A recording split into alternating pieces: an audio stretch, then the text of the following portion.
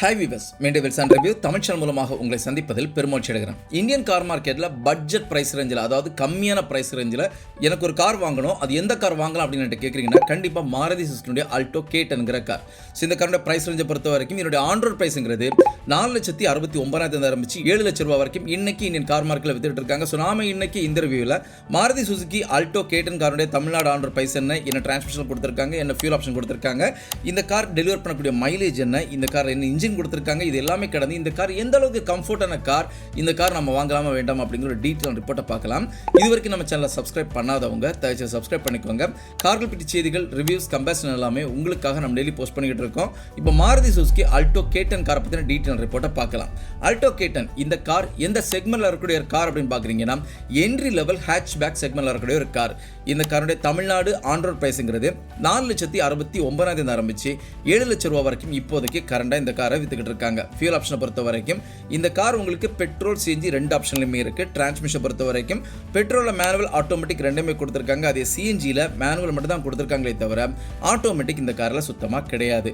Alto K10 car deliver பண்ணக்கூடிய mileage என்ன அப்படின்னு பார்க்குறீங்கன்னா, அதாவது மாருதி சுசுகி கிளைம் பண்ணக்கூடிய மைலேஜ் என்ன அப்படின்னு பார்க்குறீங்கன்னா, பெட்ரோலுடைய manual transmission 24.39 kilometre per litre, அதே பெட்ரோலுடைய ஆட்டோமேட்டிக் பொறுத்த வரைக்கும் 24.9 கிலோமீட்டர் per லிட்டர், சிஎன்ஜியோட manual transmission 33.85 kilometre per kilogram mileage கொடுக்கக்கூடிய காரை இந்த கார் இருந்துகிட்டு இருக்கு. இரண்டாவது செக்மெண்டா இந்த கார்ல என்ன இன்ஜின் யூஸ் பண்ணிருக்காங்க, இந்த இன்ஜின் டெவலப் பண்ணக்கூடிய பவர் என்ன, டார்க் என்ன அப்படிங்கறத பார்க்கலாம்.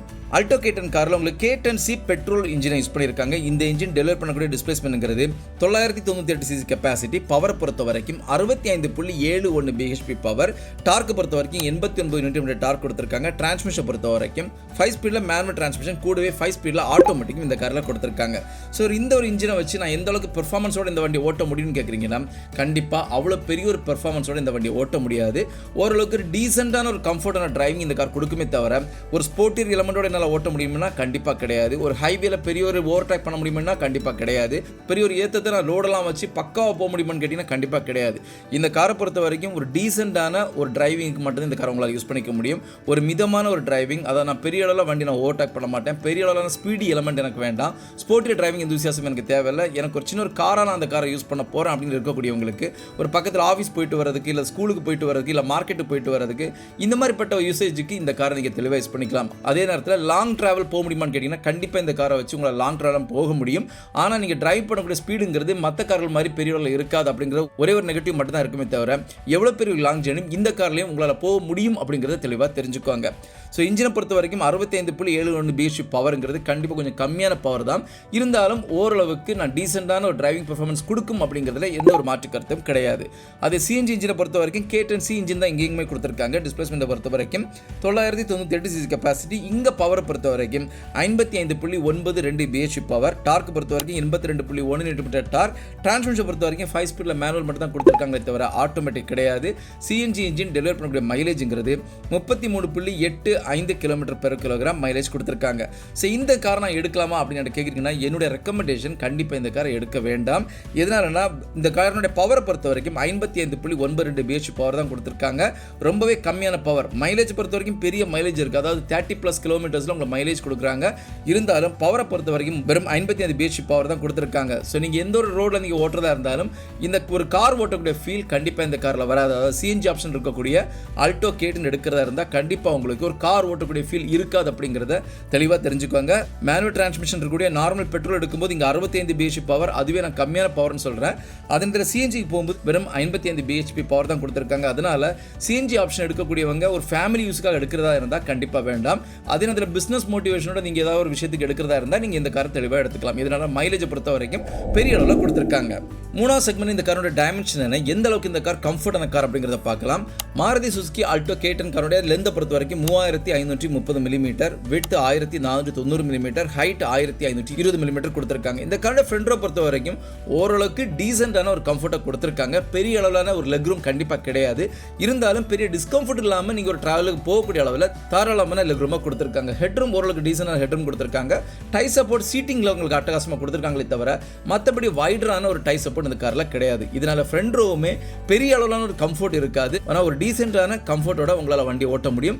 ஒரு 100 100 கிலோமீட்டர் வரைக்கும் எந்த ஒரு டிஸ்கம்ஃபர்ட்டும் இல்லாமல் இந்த காரை ஓட்ட முடியும் அப்படிங்கிறதுல எந்த ஒரு மாற்று கருத்தும் கிடையாது. ஆனால் அதே நேரத்தில் செகண்ட் ரோ பொறுத்த வரைக்கும் கண்டிப்பாக நீங்கள் 3 பேர் உட்காந்திங்கன்னா இந்த கார் ஒரு கம்ஃபர்ட்டான கார் இல்லை அப்படிங்கிறத தெளிவாக தெரிஞ்சுக்காங்க. அது 2 பேர் உட்காந்திங்கன்னா ஓரளவுக்கு கம்ஃபர்ட்டோட உங்களால் ட்ராவல் பண்ண முடியும். இருந்தும் கொஞ்சம் ஏஜ்டு பீப்புள்ஸாக இருந்தால் உங்களுக்கு லெக் ரூம்ங்கிறது பெரிய அளவில் கம்மியாக இருக்கிறதுனால இந்த கார் அவ்வளோ பெரிய ஒரு கம்ஃபர்ட்டாக இருக்காது அப்படிங்கிறத தெளிவாக தெரிஞ்சுக்கோங்க. அதே நேரத்தில் 2 சின்ன பிள்ளைங்க உட்காரதா இருந்தால் ஓரளவுக்கு நல்ல கம்ஃபர்ட்டோட இந்த காரில் உங்களால் வண்டி ஓட்டிக்க முடியும். வீல் பேஸை பொறுத்த வரைக்கும் 2380 மில்லிமீட்டர் கொடுத்துருக்காங்க. சீட்டிங் கெப்பாசிட்டி பொறுத்த வரைக்கும் இது ஒரு 5 சீட்டர் கெப்பாசிட்டியில் வரக்கூடிய ஒரு கார். பூட் ஸ்பேஸை பொறுத்த வரைக்கும் 214 லிட்டரில் பூட் ஸ்பேஸ் கொடுத்துருக்காங்க. இந்த ஒரு பூட் ஸ்பேஸுங்கிறது மேக்ஸிமமாக ஒரு 3 பேருடைய கார்கோவை தான் எடுக்க முடியுமே தவிர 5 பேருடைய கார்கோவை கண்டிப்பாக எடுக்க முடியாது. ஒரு 4 பேருடைய கார்கோவை கொஞ்சம் டைட்டாக எடுக்கலாமே தவிர கொஞ்சம் ஃப்ரீயாக அதுவுமே எடுக்க முடியாது. கிரவுண்ட் கிளியரன்ஸ் பொறுத்த வரைக்கும் 167 மில்லிமீட்டர் கிரவுண்ட் கிளியரன்ஸ் கொடுத்துருக்காங்க. ஃபியூல் டேங்க் கெப்பாசிட்டி பொறுத்த வரைக்கும் 27 லிட்டர் இந்த காரில் ஃபியூல் டேங்க் கெப்பாசிட்டி கொடுத்துருக்காங்க.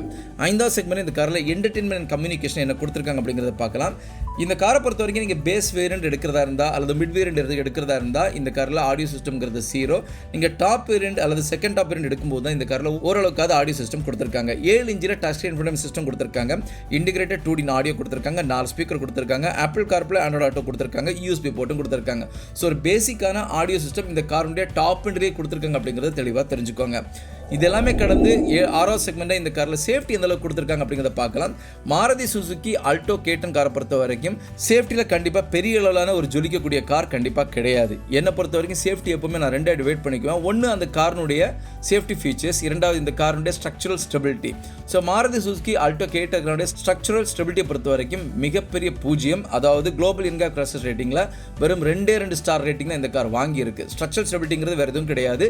இந்த காருடைய ஃப்ரேமிங், அதாவது அவுட்டர் ஃப்ரேமிங் எந்த அளவுக்கு பலமாக பண்ணியிருக்காங்களோ, ஸோ இதை வச்சு தான் ஒரு வண்டி ஒரு இடத்துல போய் மோதும் போது அந்த வண்டி எந்த அளவுக்கு கிராஷ் ஆகும் அப்படிங்கிறத நம்ம தெளிவாக நோட் பண்ணிக்க முடியும். ஸோ இதனுடைய அடிப்படையில் Maruti Suzuki Alto K10 car சேஃபான காரான்னு கேட்டிங்கன்னா கண்டிப்பாக சேஃபான கார் கிடையாது.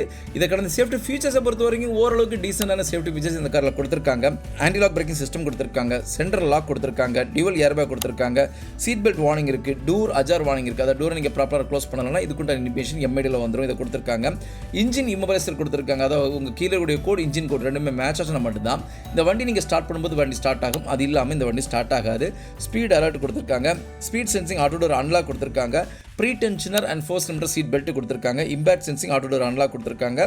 எலக்ட்ரானிக் டிஸ்பிளேஸ்மெண்ட் இருக்குது. இது எல்லாமே கடந்து குளோபல் என்கா கிராஷஸ் ரேட்டிங்கை பொறுத்த வரைக்கும் 2 ஸ்டார் ரேட்டிங் தான் இந்த காருக்கு கொடுத்துருக்காங்க. ஸோ ஒரு கன்க்ளூஷனாக இந்த கார் நம்ம வாங்கலாமா வேண்டாமா அப்படின்னு கேட்குறீங்கன்னா என்னை பொறுத்த வரைக்கும் ஒரு பட்ஜெட் ப்ரைஸ் ரேஞ்சில் எனக்கு ஒரு சின்ன ஒரு கார் வாங்கணும்.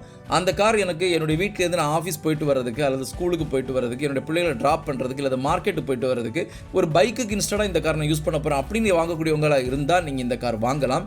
இல்லை ஒரு காருக்குண்டான கம்ஃபர்ட்டோட, ஒரு காருக்குண்டான டிரைவிங் எந்தூசியாசத்தோட இந்த காரை நினைச்சு நான் வாங்கலாமா அப்படின்னு கேட்குறீங்கன்னா கண்டிப்பாக இந்த கார் வேண்டாம். டிரைவிங் பர்ஃபார்மன்ஸை பொறுத்த வரைக்கும் ரொம்பவே கம்மியாக இருக்கும். இங்கே ஒரு கார் ஓட்டக்கூடிய ஒரு எந்தூசியாசம் கண்டிப்பாக இந்த காரில் கிடையாது அப்படிங்கிறத தெளிவாக தெரிஞ்சுக்கோங்க. இன்னைக்கு காரோட கம்ஃபர்ட்டை பொறுத்த வரைக்கும் ஃப்ரண்ட் ரோவில் அட்டகாசமான கம்ஃபர்ட் ஓரளவுக்கு டீசெண்டாக கொடுத்துருப்பாங்க.